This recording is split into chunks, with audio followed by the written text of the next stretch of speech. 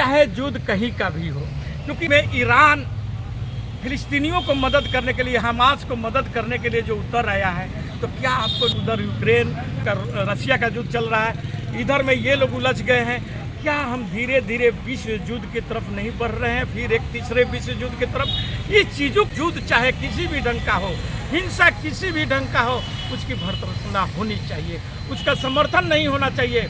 और यदि जो इसमें भी हम निर्गुण देश हैं, हम धर्मनिरपेक्ष देश हैं, इस चीज़ों को भी मोदी जी को ख्याल रख करके किसी भी प्रकार के बयान देनी चाहिए।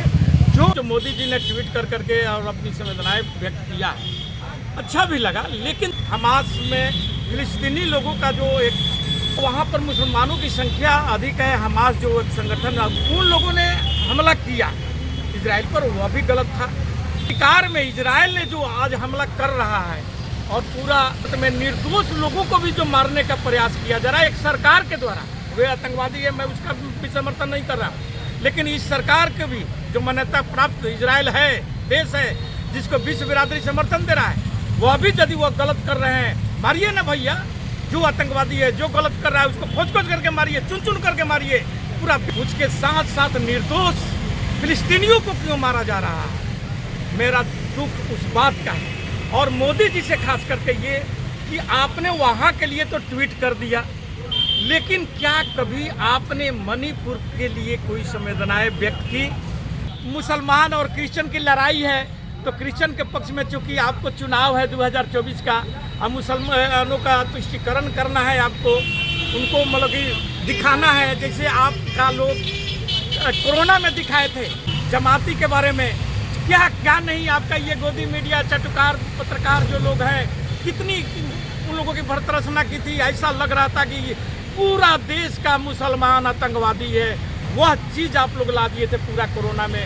आज सुप्रीम कोर्ट ने क्या कहा? आज सुप्रीम कोर्ट नहीं होता तो आप तो शायद जो दाग दिए थे वो धुलता भी नहीं सुप्रीम कोर्ट। दूसरी तरफ भाजपा का जो ट्विटर से जो है 2004 से लेकर के 14 तक का वर्णन का जो दिखाया जाता है, लेकिन आपका जो सरकार था 2000 से 2004 तक, उसमें जो आतंकवादियों को ले जा करके यही जो आतंकवादी को छोड़ने के लिए भेजते हैं। 2001 में जो हमारे संसद भवन पर हमला हुआ था, वह किसका? उस समय भी कांग्रेस था क्या?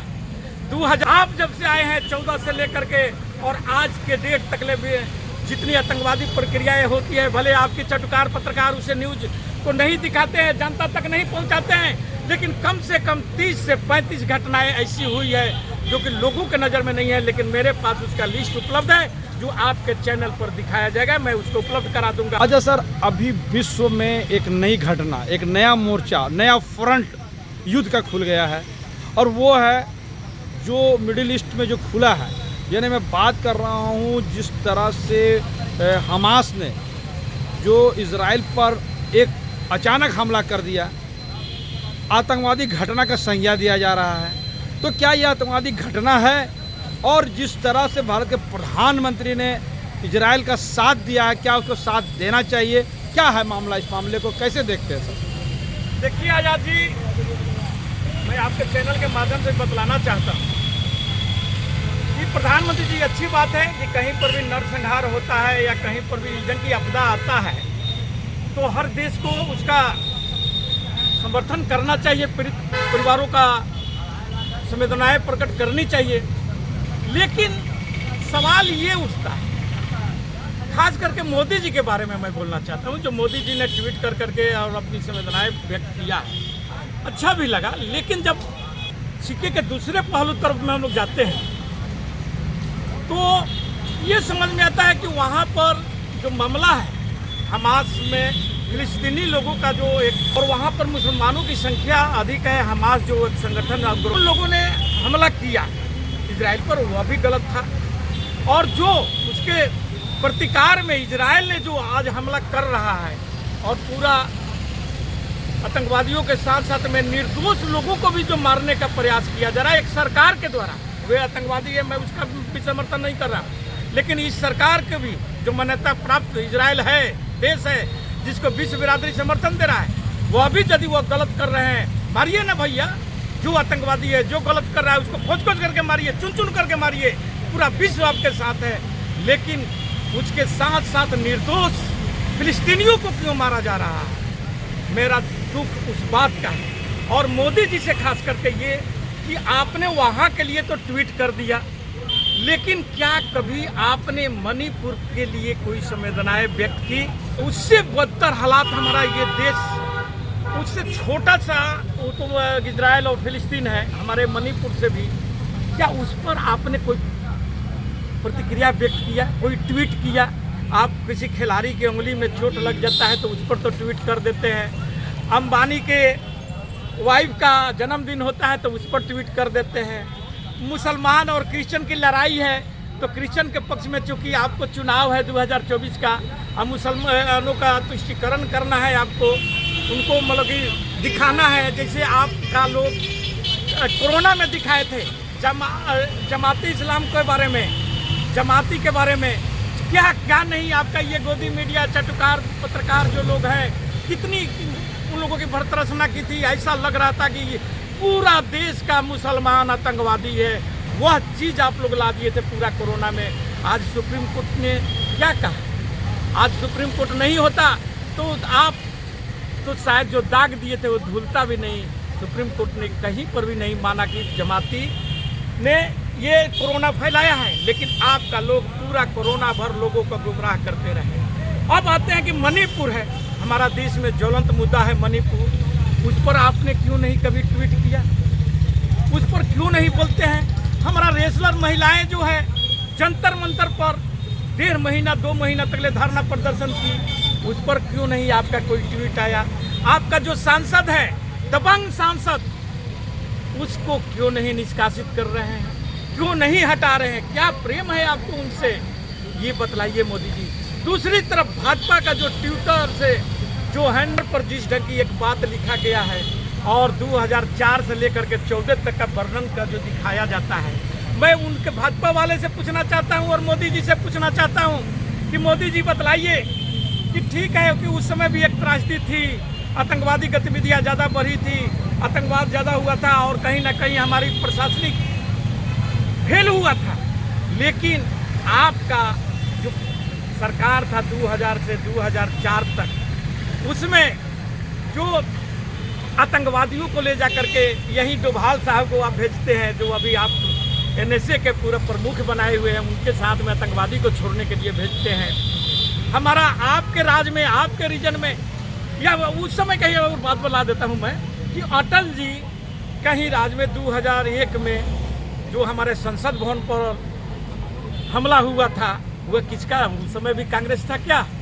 2002 में हमारे कारगिल युद्ध हुआ था, क्या उसमें भी हमारा कांग्रेस ही था क्या? उस सारे चीज़ों को आप नहीं बतलाएंगे।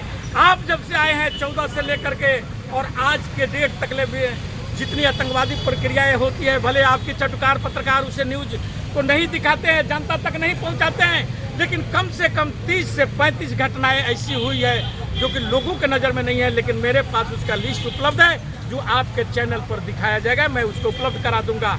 और इस पर कांग्रेस नेत्री श्रीनेत ने, जो प्रवक्ता भी है कांग्रेस का, उन्होंने बहुत ही ढंग से इस बात का जोरदार ढंग से खंडन किया है कि मैं मानती हूँ कि कांग्रेस की उस समय प्रशासनिक फेलियर था, लेकिन आपकी सरकार तो आज के दिन में इतना मजबूत है, आप खुद बोलते हैं कि इतना मजबूत है, इतना संगठित करके रखे हैं, फिर इतनी आतंकवादी गतिविधियों को क्यों नहीं रोक रहे हैं? मणिपुर के घटना को क्यों नहीं अभी तक रोक रहे हैं? आज 4-5 महीना से मणिपुर जल रहा है, क्यों नहीं रोक रहे हैं मोदी जी? सर एक सवाल महत्वपूर्ण अभी राजनीतिक गलियारों पर चर्चा है, जिसके बारे में लोग मीडिया जगत भी नहीं पूछ रहा है। सर यूक्रेन और रसिया का भी युद्ध हुआ और इस युद्ध में, यूक्रेन और रसिया के युद्ध में भारत सरकार पूरी तरह से, यानी नरेंद्र मोदी की सरकार जो है वो न्यूट्रल रहे, इस मामले में किसी का पक्षधर नहीं रहे और दोनों का भी सुलह कराने का प्रयास सब किए थे। और आपको मालूम होना चाहिए कि रसिया भारत का सबसे पुराना साथी है। आप जिस बात को कहना चाहते हैं इस इजराइल के मामले पे, आपने कहा मेरा साथ दोस्त है, उसके साथ खड़ा होना चाहिए, तो रसिया का साथ क्यों नहीं खड़ा हुए? जबकि पश्चिम देश पूरी तरह से उसके साथ खड़ा है, एशिया के बहुत से लोग उसके साथ खड़ा नहीं है। यही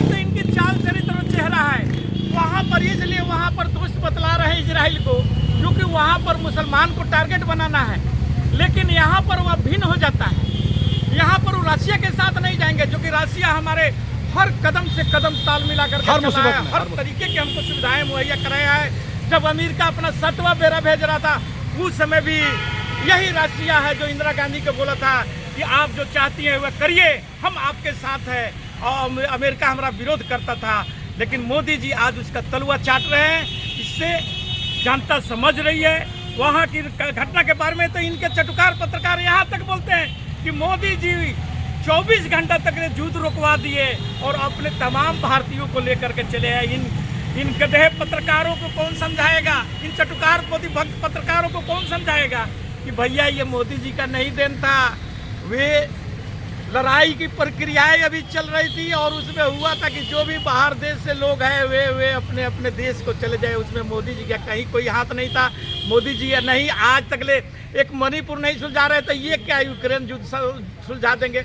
लेकिन अब बात ये है कि चाहे युद्ध कहीं का भी हो, क्योंकि आज ही का हम घटना एक देख रहे थे आपका अखबार में पढ़े हो, न्यूज़ चैनलों पर, कि जिसमें ईरान फिलिस्तीनियों को मदद करने के लिए, हमास को मदद करने के लिए जो उतर आया है। तो क्या आपको नहीं लगता है कि एक तरफ उधर यूक्रेन सोवियत संघ का युद्ध चल रहा है, आपका रसिया का युद्ध चल रहा है, इधर में ये लोग उलझ गए हैं? क्या हम धीरे धीरे विश्व युद्ध की तरफ नहीं बढ़ रहे हैं, फिर एक तीसरे विश्व युद्ध की तरफ? इस चीज़ों को देखना होगा, क्योंकि युद्ध चाहे किसी भी ढंग का हो, हिंसा किसी भी ढंग का हो, उसकी भर्त्सना होनी चाहिए, उसका समर्थन नहीं होना चाहिए। और यदि जो इसमें भी हम निर्गुण देश हैं, हम धर्मनिरपेक्ष देश हैं, इस चीज़ों को भी मोदी जी को ख्याल रख करके किसी भी प्रकार के बयान देनी चाहिए। जो समर्थन दीजिए, ठीक है, अच्छी बात है कि भाई वहाँ के लोग हताहत हुए थे, उनके बारे में समझनाएं दीजिए, लेकिन किसी के पक्ष में खुल करके आना ये कहीं से शोभा नहीं देता है। मैं इसी के साथ अपना वक्तव्य समाप्त करता हूँ। जय हिंद, जय भारत।